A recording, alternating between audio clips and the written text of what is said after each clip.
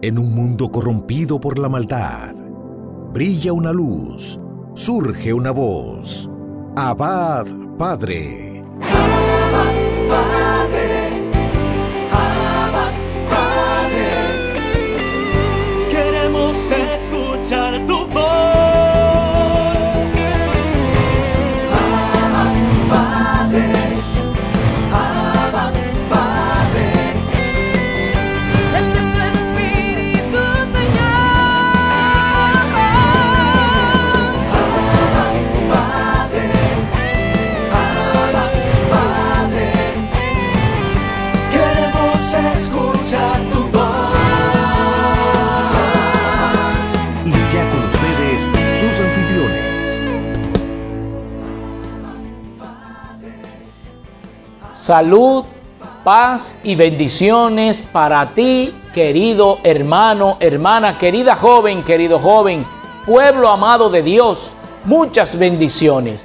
De esta manera quiero darte la bienvenida a este programa Abad Padre Internacional, programa de Dios para ti y para mí. Así que nosotros abramos el corazón a Él.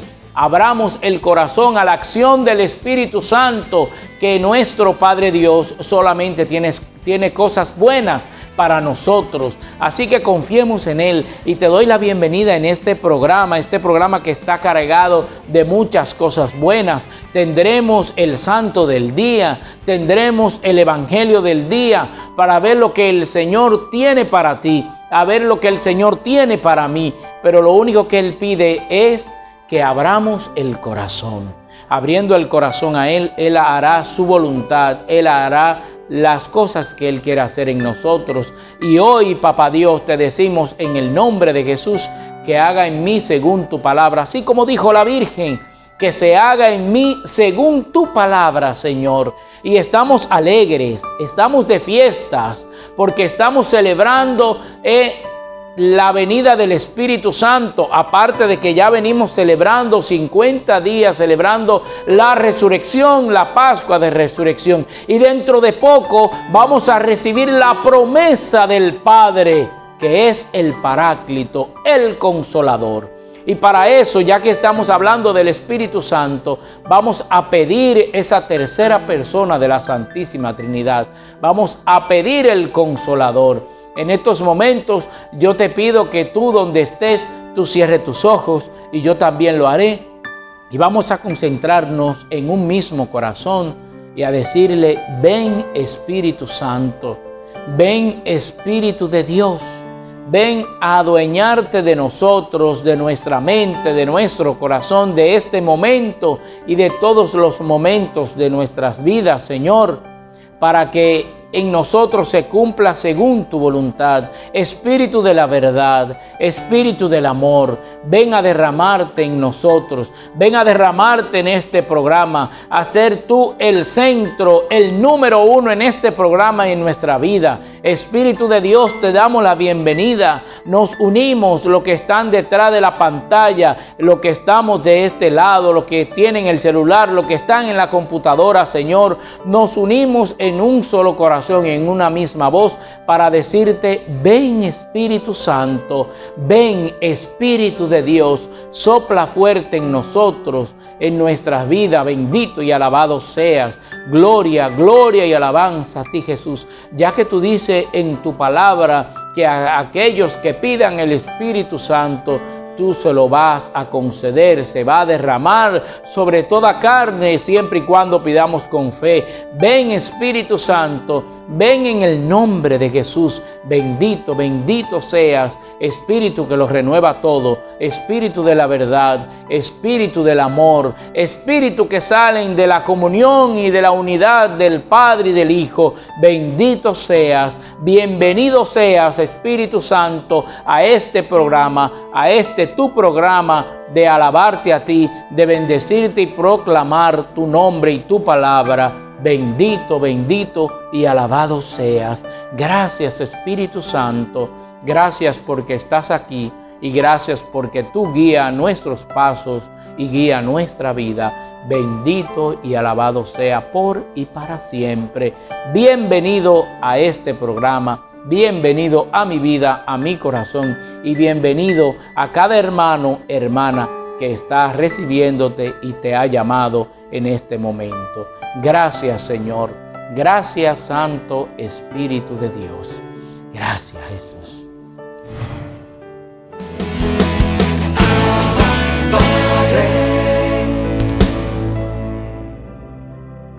Así es, hermano, hermana, como te decía hace un momento, vamos ahora a compartir la palabra de Dios, el Evangelio. Vamos a abrir el corazón, abrir el oído, que también el apóstol Pablo nos dice en una de sus cartas que la fe entra por el oído. Entonces abrimos el oído a ti, Señor, para que entre esa palabra de Dios y dé fe, y de vida, y de Espíritu Santo a quienes lo necesitamos. Vamos a escuchar, está tomado el Santo Evangelio de San Juan, según San Juan, en el nombre del Padre, del Hijo y del Espíritu Santo. Amén. Y dice: en aquel tiempo dijo Jesús a sus discípulos, y ahora te dice a ti y me dice a mí. Vamos a ver qué nos dice. Dice: dentro de poco ya no me veréis, pero dentro de otro poco me volveréis a ver. Comentaron entonces algunos discípulos: ¿qué significa eso de dentro de poco ya no me veréis, pero dentro de otro poco volveréis a verme? Y eso de me voy al Padre. Y se preguntaban: ¿qué significa ese poco? No entendemos lo que dice. Comprendió Jesús que querían preguntarle y les dijo: ¿Estáis discutiendo de eso que os he dicho? Dentro de poco ya no me veréis, y dentro de otro poco me volveréis a ver. En verdad os digo, vosotros lloraréis y os lamentaréis, mientras el mundo estará alegre. Vosotros estaréis tristes, pero vuestra tristeza se convertirá en alegría. Palabra del Señor. Gloria a ti, Señor Jesús. Escuchamos el Evangelio, la palabra de Dios, bien clara y precisa. Los discípulos se iban a inquietar o estaban inquietos ya y no entendían bien lo que Jesús decía. Y como siempre, el Señor le hablaba al pueblo en aquel tiempo en parábolas, pero a los discípulos, a los apóstoles, Él le explicaba, le desmenuzaba esa palabra o esa parábola. Entonces, ellos decían, se preguntaban: ¿pero qué significa dentro de poco? No me verán, pero dentro de otro poco volverán a verme. Jesús hablaba de su muerte y de su resurrección. Por eso el Señor fue 3 días de lucha, fue 3 días peleando, batallando ahí la salvación tuya y la mía. Y por eso dentro de ese poco, los apóstoles no lo iban a ver, pero Él iba a resucitar. Estaba hablando de su resurrección. Y hoy el Señor quiere resucitar una vez más. No aquella resurrección, porque sabemos que ya Él resucitó y no muere más. Pero Él quiere resucitar en ti. Él quiere resucitar en mí. Quiere resucitar en tu casa. Quiere resucitar en tu vida. Quiere resucitar en tu esposo, en tu hijo, en tu familia. Déjalo resucitar. ¿Y cómo yo lo dejo resucitar? Haciendo sus obras, guiándonos de Él, como Él nos dice a nosotros, que copien, que sean como yo, manso y humilde de corazón. Seamos como Jesús, y no solamente nos quedemos en hablar, sino que cumplamos con hechos su palabra, hagamos el bien a los demás. Y dice también que mientras el mundo estará alegre, nosotros vamos a llorar, pero que también dentro de poco, luego ese llorar, esa tristeza, se convertirá en alegría. La alegría, el gozo que no te da este mundo. Ahí me deja dicho la palabra de Dios que el gozo de este mundo es pasajero. La alegría de este mundo es pasajera. Fiestando, gozando, riendo mucho, eso es pasajero. Busca la alegría, el gozo que dura para siempre, que es el gozo, la alegría, la gloria del cielo, la alegría de lo bienaventurado, como decimos a veces en los novenarios y demás. Entonces, él le decía eso a los apóstoles, que mientras ustedes estén tristes, el mundo llorará. Digo, el mundo reirá, estará alegre. Pero que luego esa tristeza se convertirá en alegría. Si bien nos dice otro pasaje bíblico, nos dice que lo que ahora ríen, luego llorarán. Y lo que ahora lloran, luego reirán. Yo quiero llorar, sí, pero llorar en Cristo, para luego reír en Cristo también. Asimismo, aceptar morir con Cristo para resucitar con Cristo, pero no es con palabras. Sí, yo voy a morir contigo, Señor. Yo voy a morir. No, he de mostrarlo. Es morir a la carne, es morir al yo. Para que digamos como Pablo, ya no soy yo quien vivo, sino es Cristo que vive en mí. Jesús, Dios hecho hombre, todo lo que decía lo llevaba a obras. Si vemos que Él iba anunciando su muerte y después lo cumplió, y una muerte en cruz, pero también cumplió que al tercer día Él iba a resucitar. Esa es la tristeza que iban a tener los apóstoles, los discípulos, pero iba a ser una tristeza corta, porque Él iba a resucitar y así lo hizo y lo cumplió. Y aún más, Jesucristo se va, dice que se va al Padre después de resucitar y se va de donde Él salió, se va a dirigir de donde Él salió. Él salió del Padre. Él salió del Padre y dice que se va al Padre nuevamente. Entonces también nos comunica que si no se va, entonces no va a venir la promesa que es el Espíritu Santo, pero Él se va para pedirle esa promesa al Padre.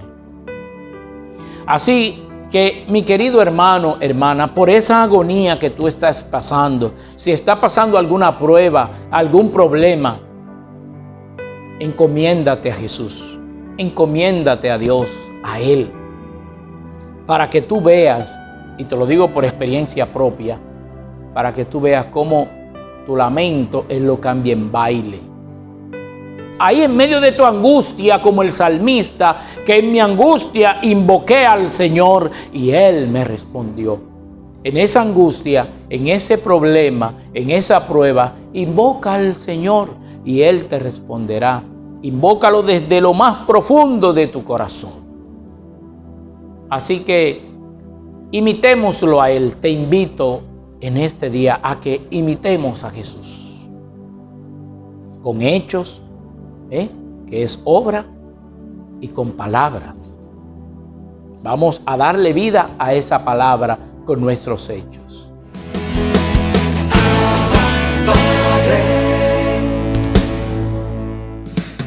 Abba Padre es la revista digital disponible para ti, gratis y mensual.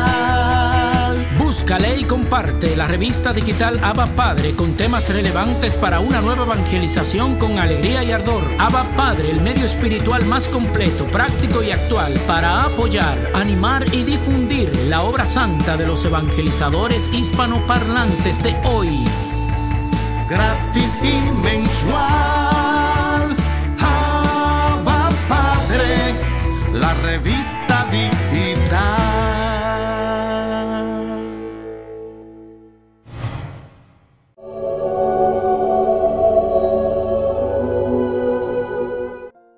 San Agustín de Canterbury, fundador de la Iglesia en Inglaterra, año 605. San Agustín de Canterbury es considerado uno de los más grandes evangelizadores al lado de San Patricio en Irlanda y San Bonifacio en Alemania. Tiene el gran mérito de haber dirigido a la evangelización de Inglaterra. Era superior del convento benedictino en Roma cuando el sumo pontífice San Gregorio Magno se le ocurrió en el año 596 tratar de evangelizar a la isla de Inglaterra, que era pagana, conociendo el espíritu generoso y emprendedor de Agustín, que no se acobardaba ante ninguna dificultad, y además de sus grandes virtudes, el Papa lo envió con 39 monjes más a tratar de convertir a esos paganos sajones.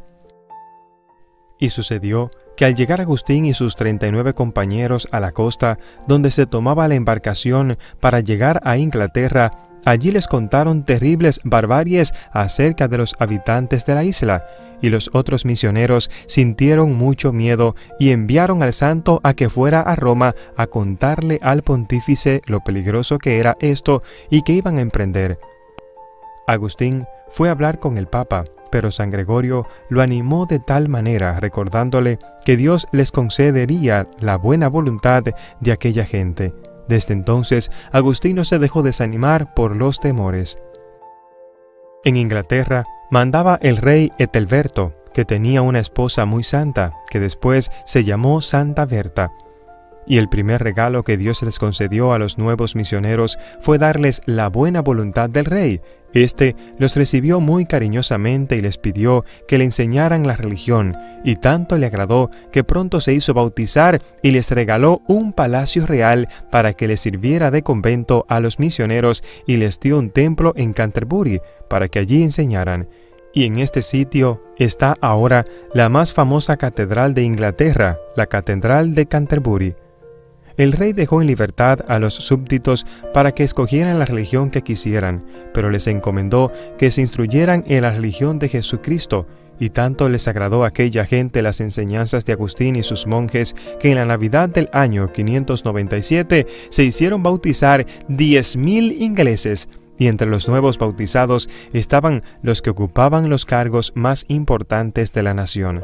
Agustín envió a 2 de sus monjes a Roma a contarle al sumo pontífice tan hermosas noticias, y el Papa, en cambio, les envió el nombramiento de arzobispo y otro buen grupo de misioneros, cálices y libros para celebraciones y muchas imágenes religiosas.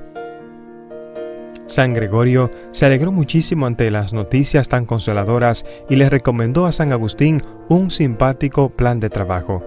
San Gregorio, sabiendo que la principal virtud del obispo Agustín era la docilidad a sus superiores, le envió las siguientes recomendaciones. Primero, no destruir los templos de los paganos, sino convertirlos en templos cristianos. Segundo, no acabar con todas las fiestas de los paganos, sino convertirlas en fiestas cristianas. Por ejemplo, ellos celebraban la fiesta de sus ídolos con grandes banquetes en los cuales participaban todos, pues hacer esos banquetes pero en honor de los mártires y santos. Tercero, dividir el país en 3 diócesis, Canterbury, Londres y York. Nuestro santo cumplió exactamente estas recomendaciones, que le produjeron muy buenos resultados, y fue nombrado por el Papa jefe de toda la Iglesia Católica de Inglaterra, arzobispo primario. En las reuniones sobresalía entre todos por su gran estatura y por su presencia muy venerable que infundía respeto y admiración. San Agustín escribía frecuentemente desde Inglaterra al Papa San Gregorio, pidiéndole consejos de muchas cosas importantes, y el sumo pontífice le escribía ciertas advertencias muy prácticas como estas. Dios le ha concedido el don de hacer milagros y le ha dado el inmenso honor de convertir a muchísimos paganos al cristianismo. Y desde que la gente lo quiera y lo estime mucho, pero cuidado, mi amigo, que esto no le vaya a producir orgullo. Alégrese de haber recibido estos regalos del buen Dios, pero tenga temor de no aprovecharlos debidamente. Consuélese al ver que los milagros y las predicaciones logren tantos paganos se vuelvan al cristianismo católico, pero no se vaya a creer ser mejor que los demás. porque entonces le estaría robando a Dios el honor y la gloria que solo a Él se le pertenece. Hay muchos que no son santos y no hacen milagros, ni hablan hermosamente. Así que no hay que llenarse de orgullo por haber recibido estas cualidades, sino alégrese mucho al ver que Dios es más amado y más glorificado por la gente.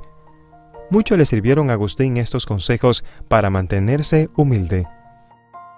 Después de haber trabajado por varios años con todas las fuerzas de su alma por convertir al cristianismo el mayor número posible de ingleses y por organizar de la mejor manera la Iglesia Católica de Inglaterra, San Agustín de Canterbury murió santamente el 26 de mayo del año 605. Desde entonces ha gozado de gran fama de santidad en esa nación y en muchas partes más. San Agustín fue el apóstol de Inglaterra. Hoy tú y yo podemos recordarlo. Su fecha es el 26 de mayo de cada año. Por eso, tú y yo debemos recordar su vida y aprender que siempre podemos ser santos, que siempre podemos traer a la Iglesia Católica a alguien que no la conozca, que siempre debemos obedecer a nuestros superiores y no debemos tener miedo ante los retos que Dios nos envía. ¿Sabes por qué? Porque ya Él los analizó y sabes que tú y yo podemos vencerlo. Por eso, alégrate en el Señor y recuerda, la vida de los santos es para aprendérsela, para compartirla y para ponerla en práctica.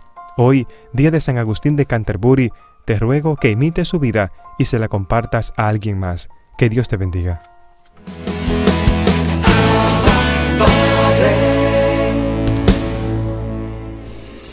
Bienvenidos a esta nueva edición de Cerrando las Puertas al Enemigo, segmento que se emite dentro del programa Abba Padre.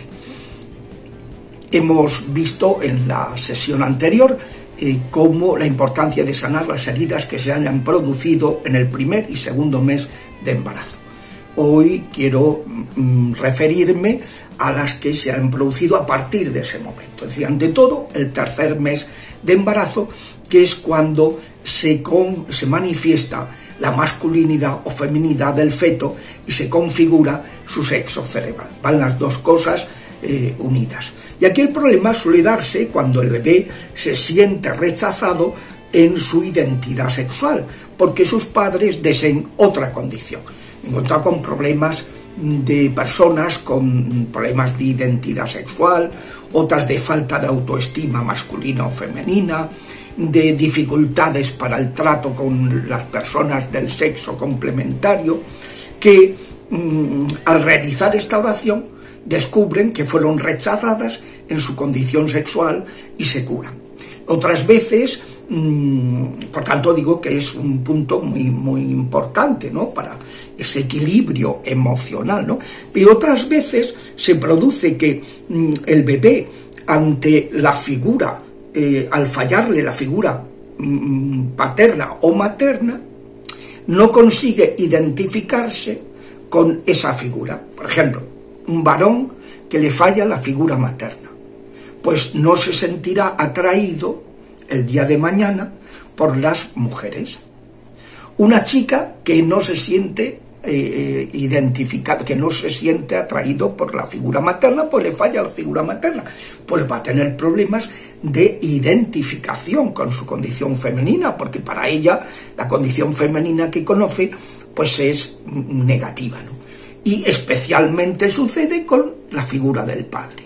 Si la madre se ha sentido como abandonada, no querida suficientemente o no bien tratada, pues claro, si es un varón, ¿cómo se va a identificar con esa figura maltratadora? Y va a tener problemas de identidad sexual. Y lo mismo, si es una mujer, pues ¿cómo se va a sentir atraída por la figura masculina cuando es una persona que la ha percibido como maltratadora? Me decía una chica: mire, padre, yo no soy lesbiana, pero es que no puedo no me siento atraída por los chicos, porque... Y le pregunté: ¿y tu padre cómo te trataba? Y dice: me daba unas palizas.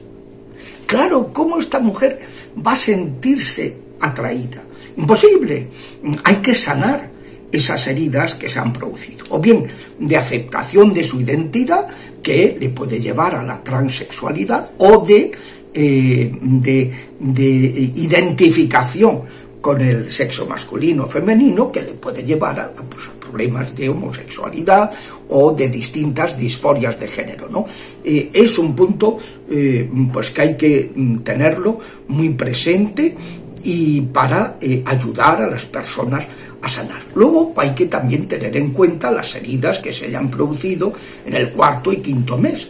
Piensen en disgustos profesionales, tensiones en la relación de los padres o de relación de la madre con otras personas, desavenencias conyugales. Todo eso lo está percibiendo el bebé o la bebé, lo está percibiendo totalmente. Y eso puede provocar heridas de zozobra, de inseguridad, de miedo, de rechazo a una vida extrauterina que se presiente como dolorosa, que no le interesa. A veces la criatura, cuando llega el momento de nacer, no quiere nacer porque no le interesa esa vida que le espera. La presiente como fea, y entonces se da la vuelta, o se enrolla en el cordón umbilical, o se retrasa en el nacer, o al contrario, se adelanta para provocarse la muerte con un nacimiento prematuro, ¿no? Entonces, pues, luego pues hay que pensar también que en estos primeros meses una enfermedad, un accidente, una caída, el fallecimiento de un ser querido pueden dar lugar a una conexión con los espíritus de muerte.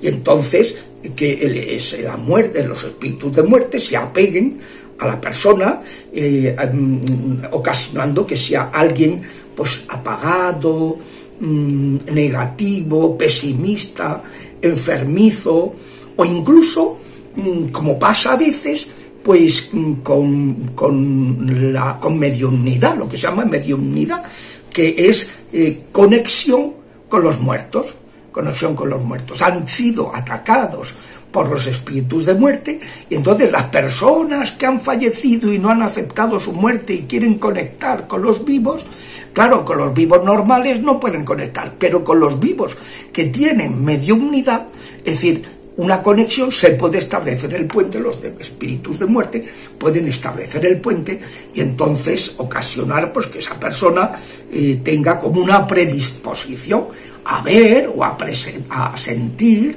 las personas difuntas, ¿no? Entonces todo eso hay que sanarlo con la ayuda de la Virgen, con la fuerza del espíritu de la vida, del amor, de la libertad, mientras se va proclamando durante esa oración que Dios es el único rey de la vida de esa persona y que por su poder los diablos no tienen ya autoridad sobre ella. Declararlo con ese gesto de fe, de que Dios va a intervenir porque se lo estamos pidiendo con fe y con humildad, ¿no? Lo mismo hay que hacer con las heridas del 6.º y 7.º mes, que es una etapa en la que el embarazo se hace más pesaroso para la madre, y si no se cuida y se siente ayudada, el feto puede sentirse angustiado o rechazado. Yo recuerdo un muchacho que vino a verme con su madre para que le hiciera oración de sanación, porque tenía una alopecia areata, se le caía, y que no se curaba. Y entonces era el mejor en todo, servicial en casa, con los amigos, excelente estudiante, buen deportista, pero vivía angustiado y con una permanente ansiedad que, a mi entender, era lo que le provocaba la susodicha caída patológica del cabello, ¿no? Entonces estuve hablando y orando con ellos hasta que descubrí que la madre, que adoraba a su hijo, estuvo trabajando hasta el último día de la gestación, porque en aquella época se puso de moda eso. Y ella iba con su bombo, ¿verdad?, a trabajar con una angustia que a pesar de que estaba ilusionadísima con el nacimiento de su hijo, ¿no? Pero claro, ese pesar, ese esfuerzo sobre esfuerzo, el bebé lo percibió como un rechazo. Entonces, de modo inconsciente, pues el chaval, como reaccionó, según descubrimos en la oración, que si mi madre me rechaza, tengo que hacer lo que sea para que me valore y me acepte, ¿no? Entonces, por eso vivía en el perfeccionismo anancástico, ¿no? Esa actitud anancástica de necesidad, ¿no? De que oprimido por la necesidad, por la necesidad de ser el mejor, de necesidad de ganarse el cariño de la madre, ¿no?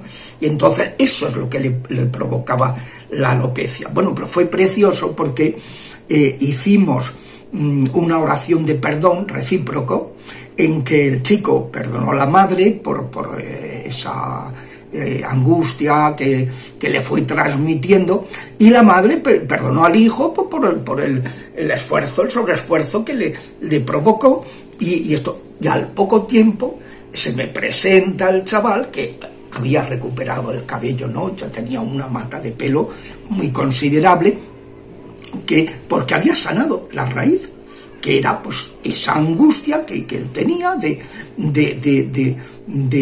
captar, de atraer el cariño de la madre. Pues seguiremos con los 2 últimos meses de embarazo y el alumbramiento en la próxima sesión, si Dios quiere.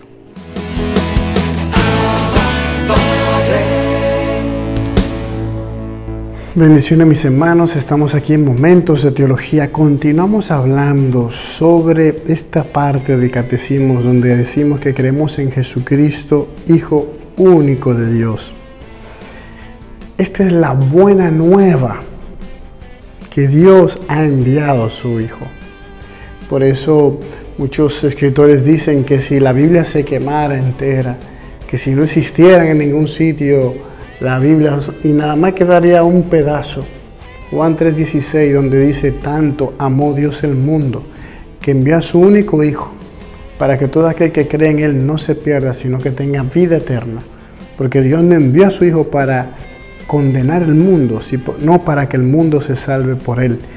Este es el mensaje central del Evangelio.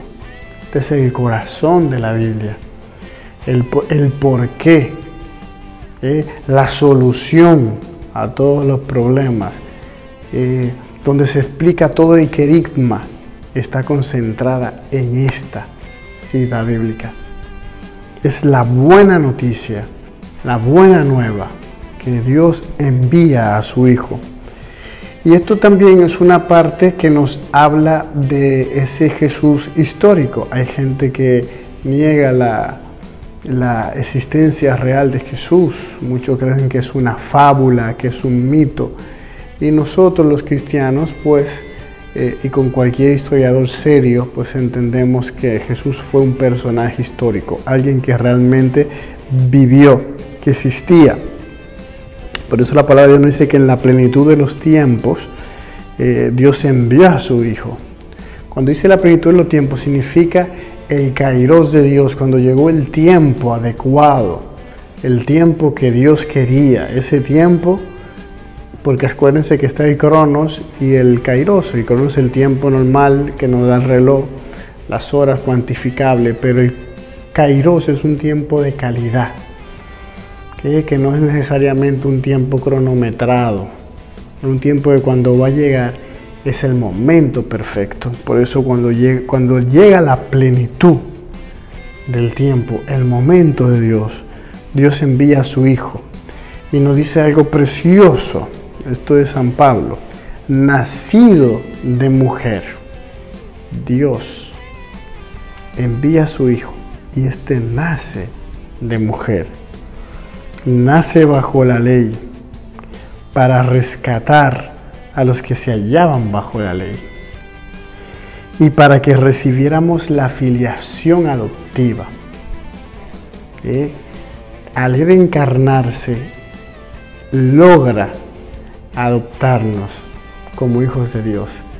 Como yo le explicaba en la otra intervención, ya cuando Dios nos mira, ve a su Hijo Jesús.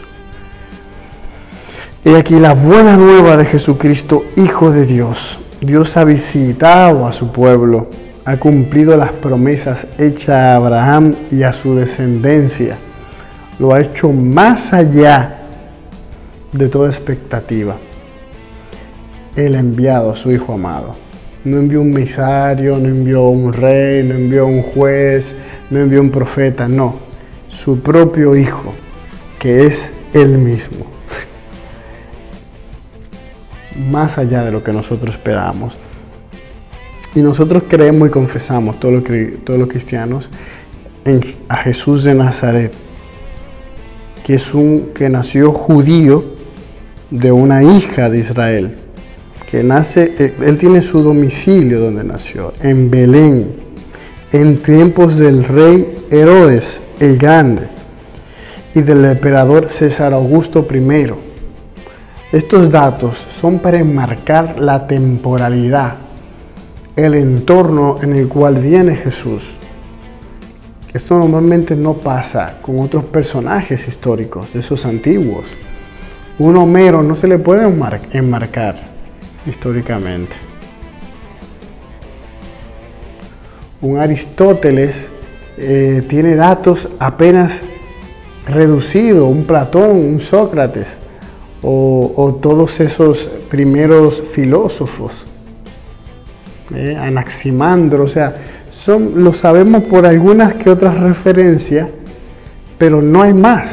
O sea, pero para Jesús nos dan datos históricos, el dato concreto del lugar donde nace, nos dan datos concretos de en dónde nace, sobre qué reino y sobre qué imperio en ese momento dominaba, que era el Imperio Romano, César Augusto a la cabeza en ese momento, y nos dice que tenía oficio de carpintero, que fue muerto, crucificado, en tiempos del procurador Poncio Pilato. Todavía cota más, o sea, había un procurador que se llamaba Poncio Pilato, y durante el reinado del emperador Tiberio, porque él nace cuando está César Augusto I, pero muere durante Tiberio.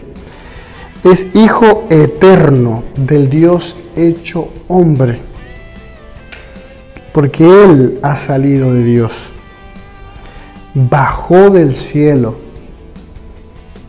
ha venido en carne, como nos dice Juan capítulo 1, versículo 14, porque la palabra se hizo carne, et verbum caro factum est, y puso su morada en nosotros, et habitabit in nobis. Y hemos visto su gloria, gloria que recibe del Padre como Hijo único, lleno de gracia y verdad. Pues de su plenitud hemos recibido todos gracia tras gracia. Y movido por esta gracia, el Espíritu Santo y atraídos por el Padre, nosotros creemos y confesamos en Él, nuestra fe en Él. Desde el principio, los primeros cristianos, los discípulos, ardieron en deseo de anunciar este Cristo que ellos conocieron, este Cristo que les fascinó. Es por eso que ellos llegaron hasta dar su vida por este Cristo. Por eso confesaban, no podemos nosotros dejar de hablar de lo que hemos visto y oído. Y ellos mismos nos invitan a los hombres, a nosotros, de todos los tiempos, a entrar en la alegría de su comunión con Cristo.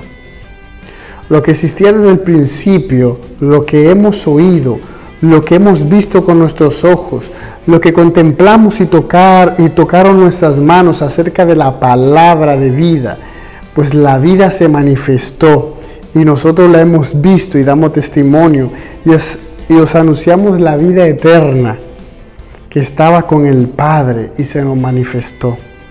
Lo que hemos visto y oído, os lo anunciamos para que también vosotros estéis en comunión con nosotros. Y nosotros estamos en comunión con el Padre y con su Hijo Jesucristo. Os escribimos esto para que vuestro gozo sea completo. Los apóstoles lo tenían clarísimo y eso era lo que querían inculcar en nosotros, ese testimonio. Fueron por eso mártires, testigos, que con su rúbrica de su sangre lo confesaron hasta el final. Y es también una prueba de la existencia real. Nadie da la vida por un muerto. Nadie da la vida por un mito, por un ser ficticio. Y quizá la pueda dar una persona que esté loca, pero ya todos los cientos y cientos de mártires, miles de mártires, por una fábula. No.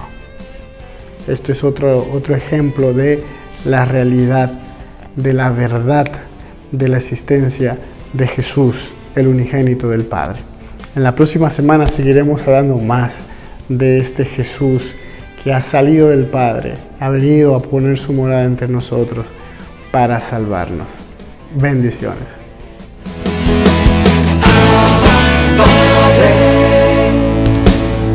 ¿Quién como Dios?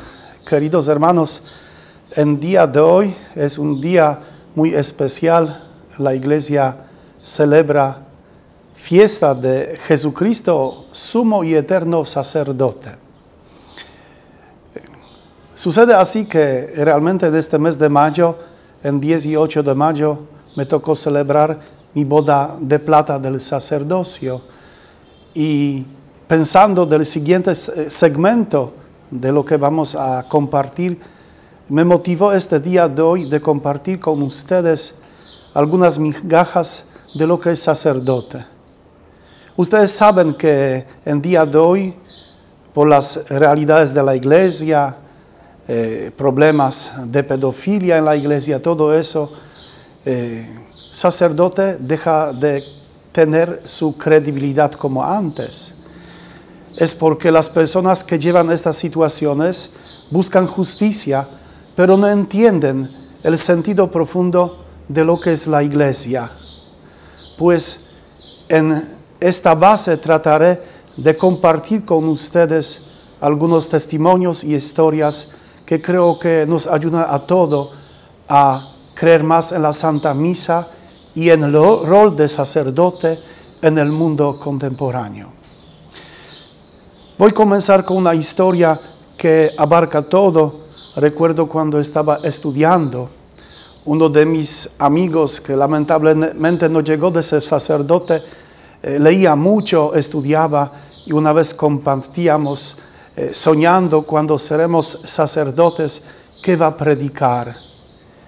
Y decía así: voy a decir sobre mí, porque todos somos pecadores débiles y el misterio del sacerdocio nos asusta viendo su magnitud y profundidad. Imagínense un desierto y tú tienes grande sed. Ya estás casi muriendo, pero encontraste un pozo muy profundo. Y para sacar el agua de este pozo necesitas algo. Pues de su camisa haces un hilo, pero te falta algo para sacar el agua. Y encuentras una lata podrida, una lata en la cual viven gusanos, sucia, asquerosa. Pero sabiendo que no tienes de otra para vivir, que necesitas esta agua, la limpias como puedes, amarras esta soguita y metes en pozo para sacar el agua.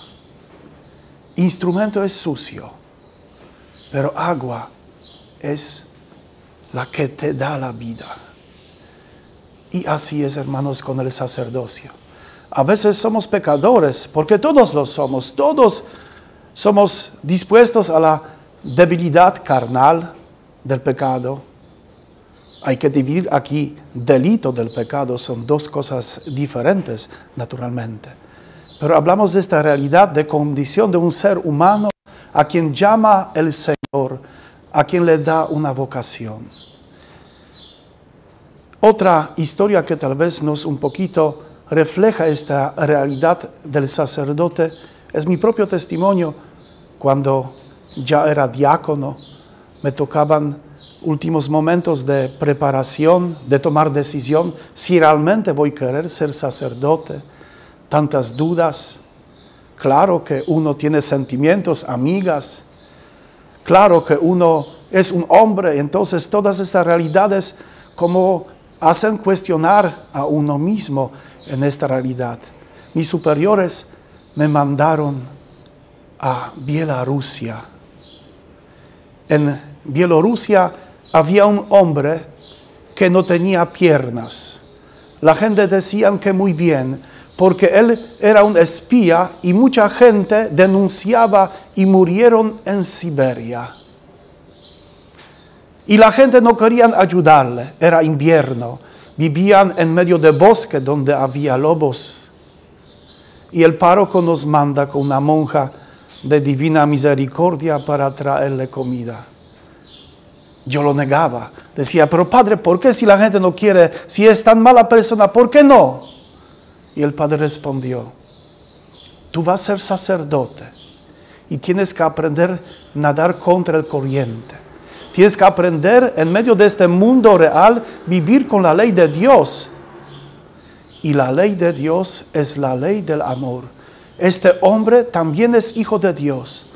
Tal vez esta comida que ustedes le van a llevar le ayuda a reflexionar y salvarse.